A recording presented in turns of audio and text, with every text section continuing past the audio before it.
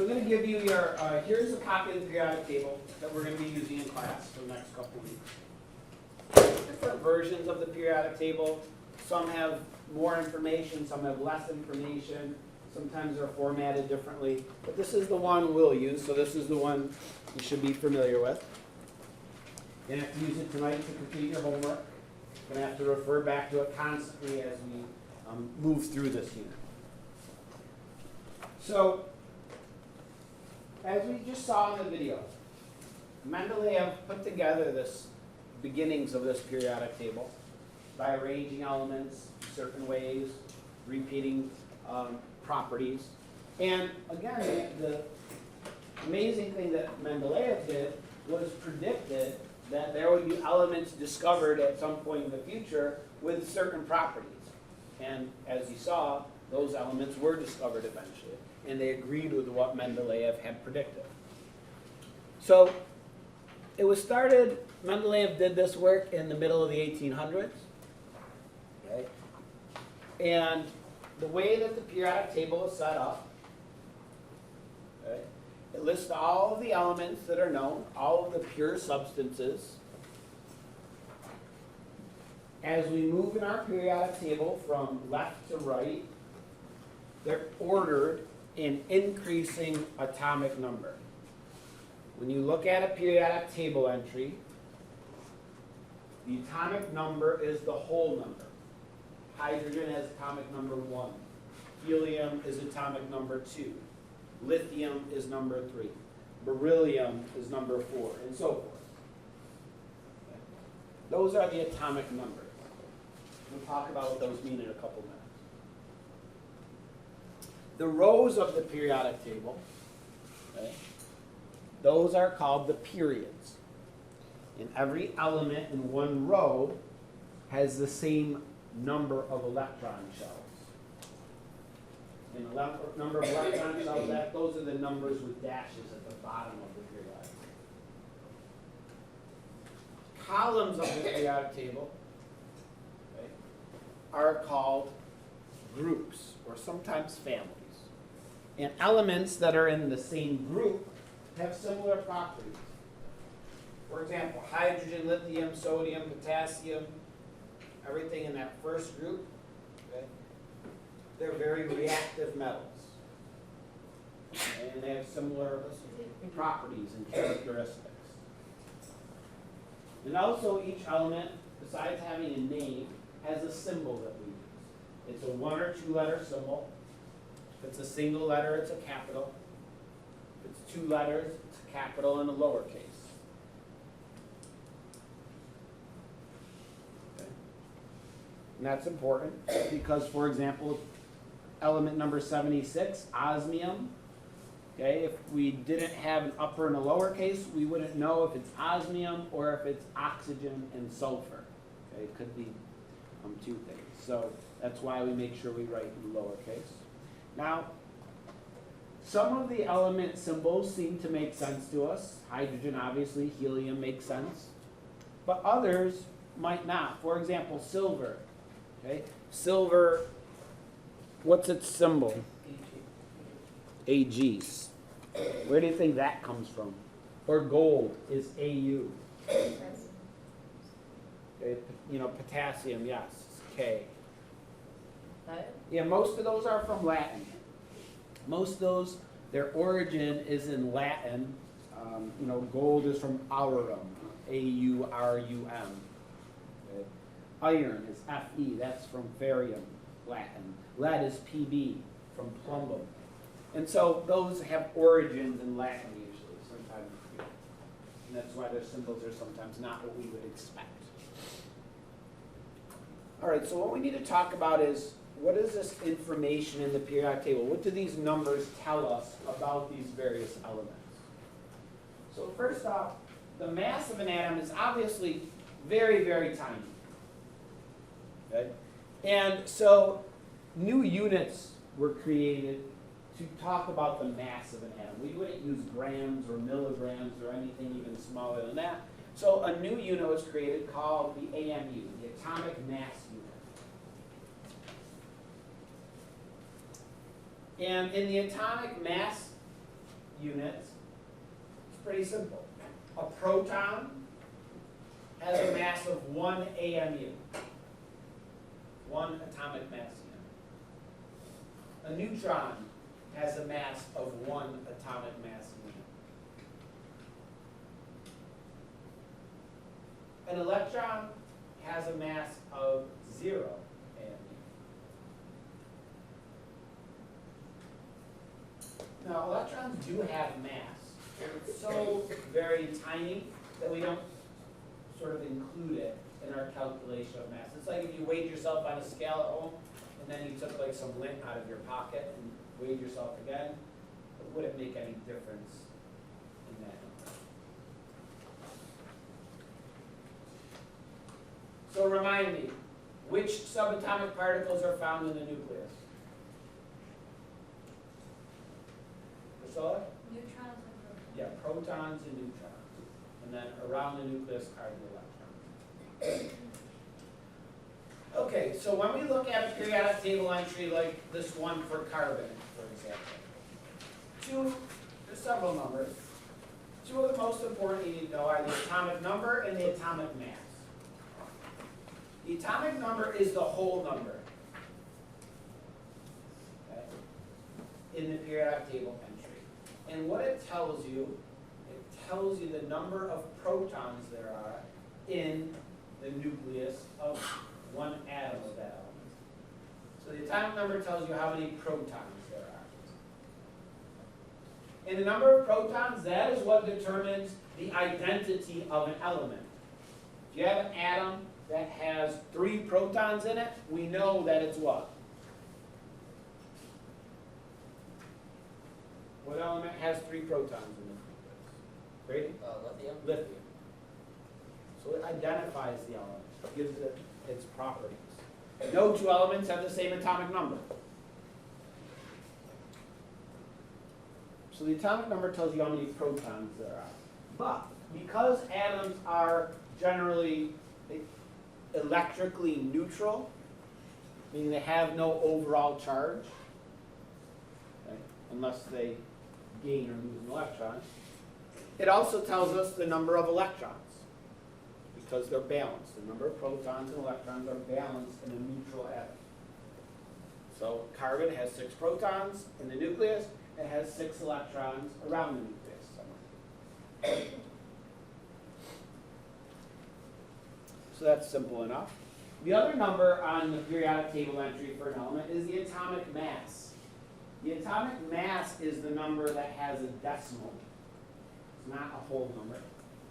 Okay? So carbon's atomic mass is 12.01 AMU. And the atomic mass is basically telling you the mass of one atom of that substance. So carbon, for example, how many protons does it have? 6. What is the mass of those 6 protons? No? No? What is the mass of 6 protons? 6 what? Veggie burgers?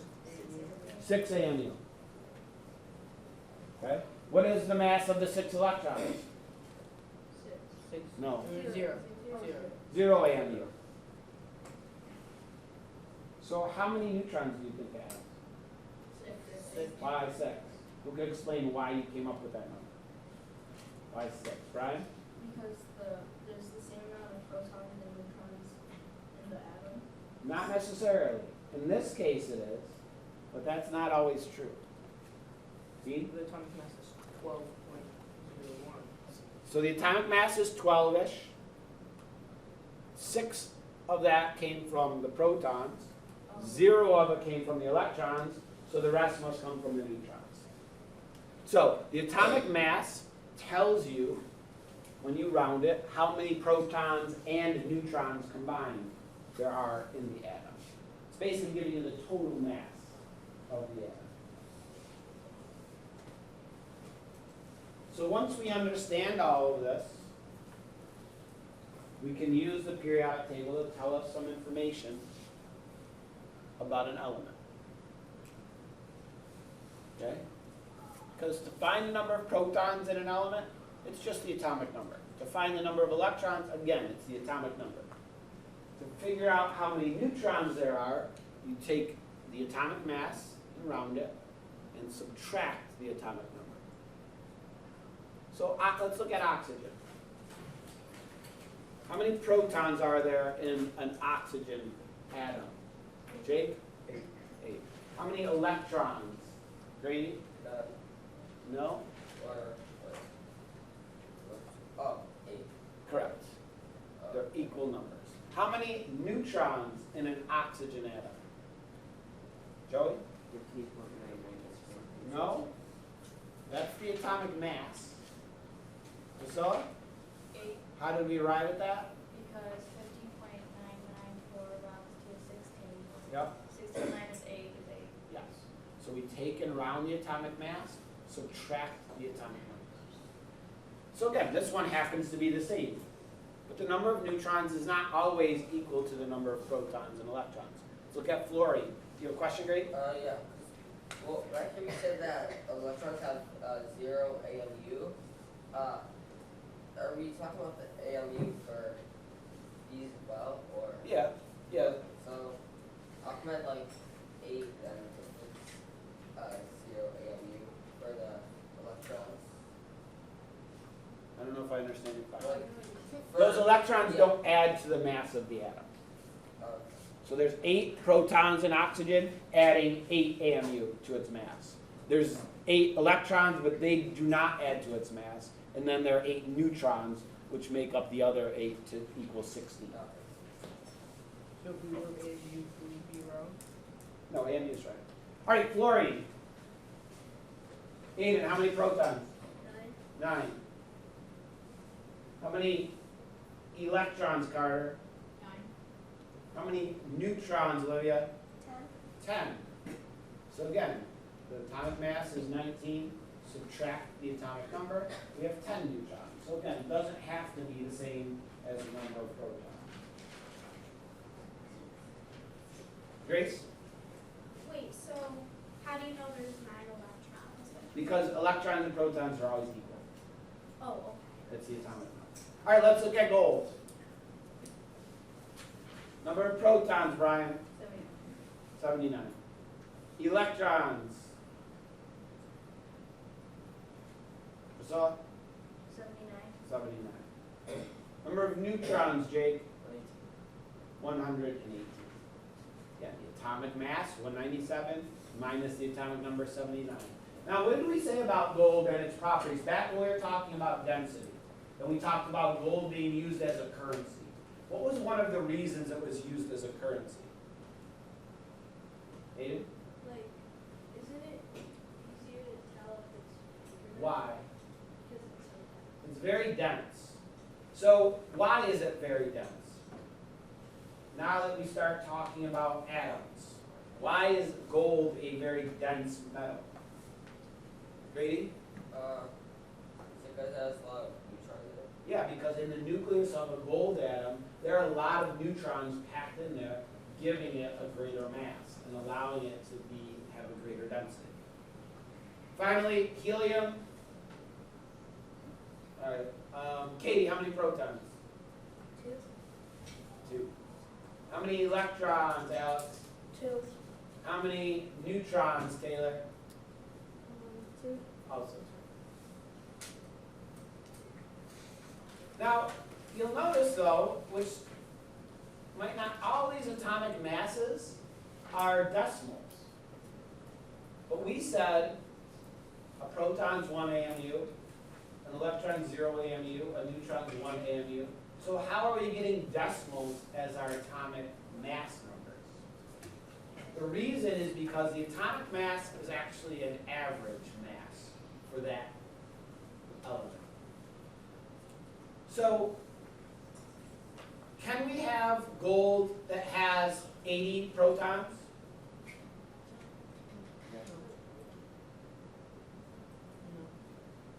I hear slight murmurings of yes and no.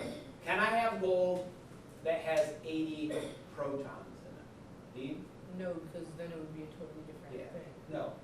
Gold has 79 protons. That's what gold is.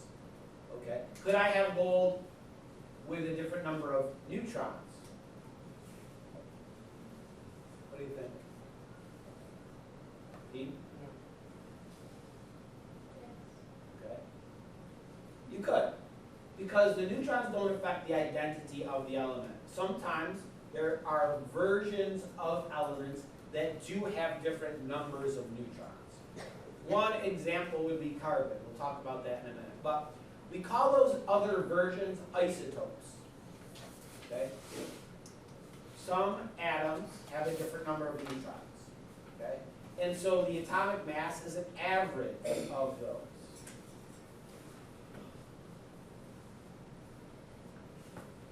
So an isotope is an atom of the same element, but it has a different number of neutrons.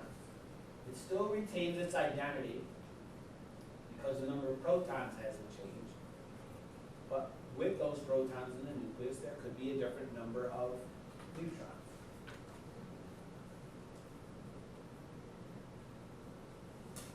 Here are some isotopes of carbon. When we're referring to an isotope, we refer to it as the name and then a dash and then a number. The number indicating its atomic mass. So there are different types of carbon. There's carbon 12, carbon 13, and carbon 14. Carbon 12. How many protons does carbon 12 have? Protons. In? I think 7. Nope. 6. If you look on the periodic table, you can see that. How many electrons does carbon 12 have? Grady? 6. 6. How many neutrons does carbon 12 have? Dean? No. What? Wait, no, 6. 6. How about carbon 13? How many protons does carbon 13 have? Carter? 6. How many electrons does it have? 6. How many neutrons does carbon 13 have? Alex? 7. 7. It has one extra neutron in its nucleus, giving it a greater mass. But it's still carbon because it still has 6 protons. And how about carbon 14? Grady, how many protons? 6. Electrons? 6. Neutrons? And 8. Yes, 8. That gives it an atomic mass of 14. So these are all carbon, but they're carbon of different masses. Now, which is the most common? Katie, Carbon 12. how do you know that? Because on the periodic table it says 12.011. So there are different types of carbon, but the most common is 12. Yes. So when we look at the atomic mass of carbon on the periodic table, it says 12.001. So the vast majority of carbon must be carbon 12. Now there are little bits of carbon 13 and carbon 14, but they're very few of them, so they only increase the average atomic mass by a tiny amount. Carbon 14 is radioactive. Okay? It decays. All right, last slide here for today. It should now be pretty simple. Let's start with this element here. Francesca, tell me, what is the symbol of this element? Okay. Okay, what is its name? Potassium. Yes. What is its atomic number? 19. Correct. What is its atomic mass? 39.1. Correct. How many protons does potassium have?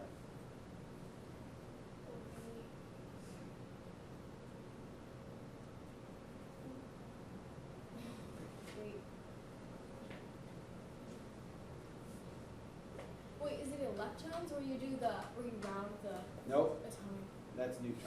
Protons, proton? let's give her a little assistance here. Priscilla? 19. 19, it's just the atomic number. How many neutrons? Brian? 20, 39 minus 19. And how many electrons? So 19. 19. All right, who can do aluminum? Grace. Name, symbol? AL. Al. Name? Aluminum. Aluminum. Atomic number? 13. Atomic mass? 27. Number of protons? 13. Number of neutrons? 14. And number of electrons? 13. Correct. 80 on do bromine? Sure. Okay. Symbol? BR. Name? Bromine. Atomic number? 35. Atomic mass? 79. 79.9. We could round to 80. Number of protons? 35. Number of neutrons? 45. Yes. And electrons? 35. Correct. Okay, does anyone have any questions about how we arrive at these, Taylor? Will you always round? Yeah, when you're figuring out neutrons, you always round the atomic mass and subtract the atomic number from it. Grace? How come the aluminum did not have? Because you said how all the numbers have the decimal. Not necessarily. Oh. Oh, you mean here? Yeah. Yeah, that's But like it's a whole number. average, yeah. It just averages out to be that. When we do atomic weight, do you want us to do 39.1 or 39? Yeah, if it's asking you really for its atomic mass, you should give the whole number. On these, we rounded because we're using it to figure out neutrons. All right. And let me give you your homework.